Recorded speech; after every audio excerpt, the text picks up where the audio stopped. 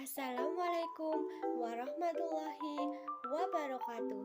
Selamat pagi, selamat siang, selamat sore, dan selamat malam. Kembali lagi dengan Ibu Endang dalam pembelajaran kelas online Bahasa Indonesia. Apakah hari ini kalian sudah siap? Apakah kalian semangat hari ini untuk belajar bersama dengan Ibu Endang? Nah, kalau kita sudah semangat, saatnya kita mulai.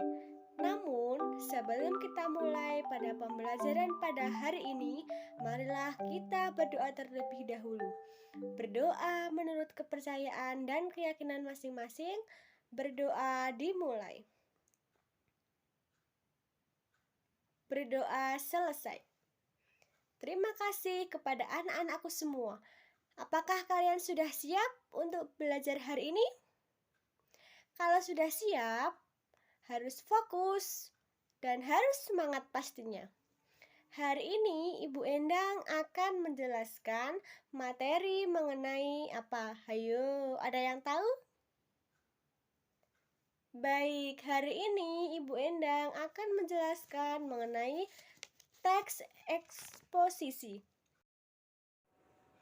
Sebelum kita memulai pembelajaran kelas online hari ini, apakah KD dari teks eksposisi yang akan kita bahas pada hari ini?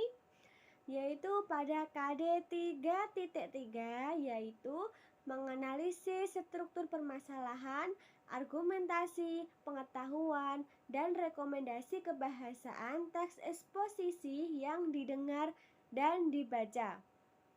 Langsung saja masuk ke bab teks eksposisi.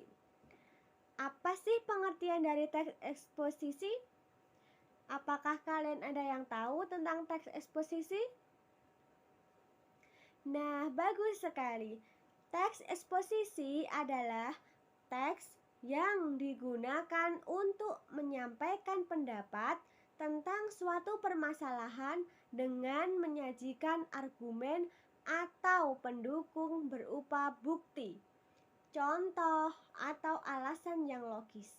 Jadi, teks eksposisi adalah teks yang digunakan untuk menyampaikan pendapat secara logis dan dengan bukti pendukung serta alasan yang logis.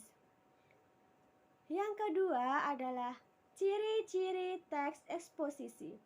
Yang pertama adalah gaya informasi yang mengajak. Kedua, menjelaskan informasi-informasi mengenai pengetahuan. Ciri-ciri teks eksposisi yang ketiga adalah, apakah kalian ada yang tahu yang ketiga apa ciri-cirinya? Bagus sekali. Yang ketiga adalah bersifat objektif dan natural. Jadi bersifat objektif dan natural itu secara objektif, secara luas. Yang keempat adalah penjelasannya disertai dengan data-data yang akurat. Jadi, data-data di sini adalah data-data yang akurat dan logis. Selanjutnya adalah apa hayo? Ada yang tahu teman-teman semua? Nah, bagus sekali. Yang ketiga adalah struktur teks eksposisi.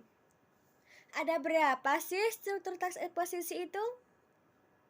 Ada yang tahu? Tunjuk atap. Nah, jadi struktur teks eksposisi ada 3. Yang pertama yaitu pendapat atau tesis.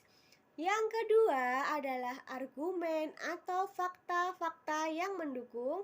Dan yang ketiga adalah rekomendasi atau penegasan ulang.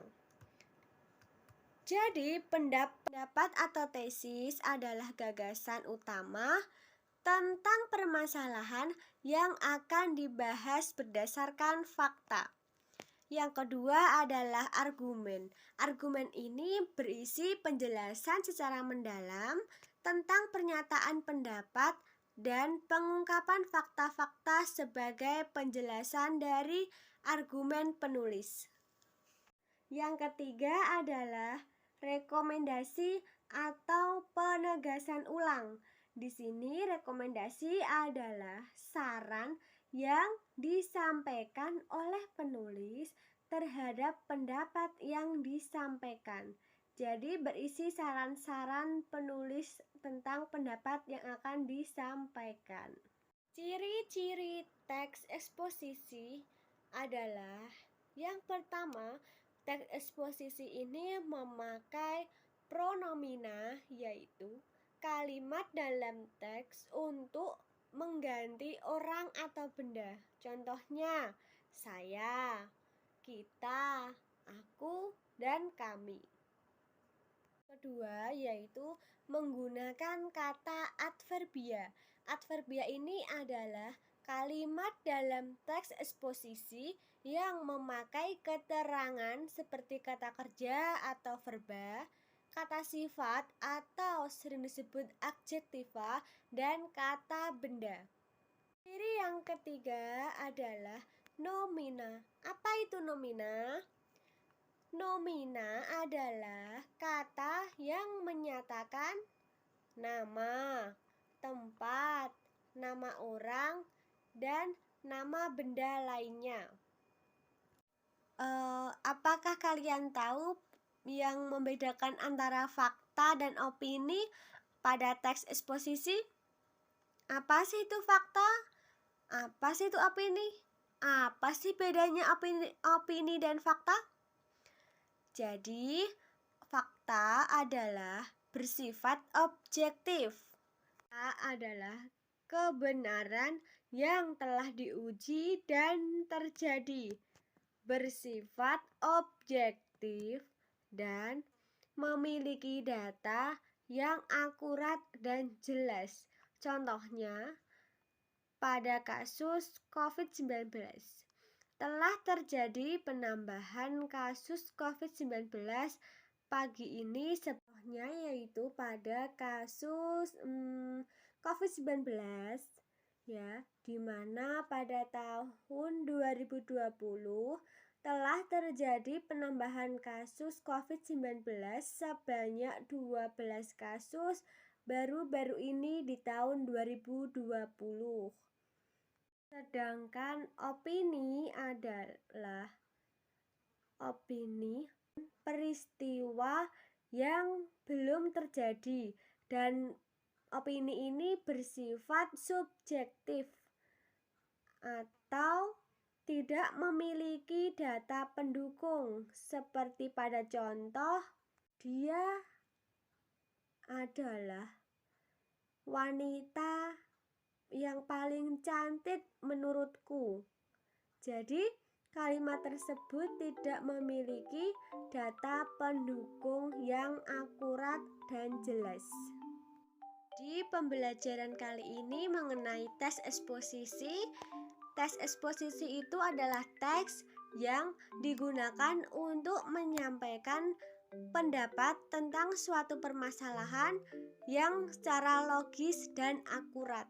Kemudian strukturnya ada pendapat atau tesis, argumen, dan ada rekomendasi atau penegasan ulang. Kemudian ada juga ciri-ciri kebahasaan yang meliputi teks eksposisi itu memakai kata promina, kata adverbia, dan nomina. Kemudian yang terakhir ada perbedaan antara fakta dan opini dalam teks eksposisi. Sebelum kita mengakhiri pembelajaran pada kali ini, Ibu Endang akan memberikan penjelasan mengenai tugas selanjutnya.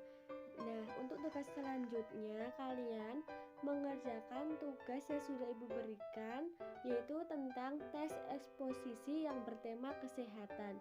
Nah, kalian di situ nanti mencari strukturnya apa dan bagian-bagiannya apa. Kemudian jelaskan mana yang menunjukkan tesis, mana yang menunjukkan argumen, dan mana yang menunjukkan rekomendasi. Setelah itu kalian kumpulkan melalui Google Drive, link Google Drive, kemudian kirim ke WhatsApp Ibu. Nah, begitu. Apakah ada yang dipertanyakan? Kalau tidak, pada pembelajaran hari ini Ibu akhiri. Tetap semangat, jaga kesehatan, belajar dengan sungguh-sungguh dan semoga hasilnya maksimal dan memuaskan. Ibu akhiri, terima kasih. Wassalamualaikum warahmatullahi wabarakatuh.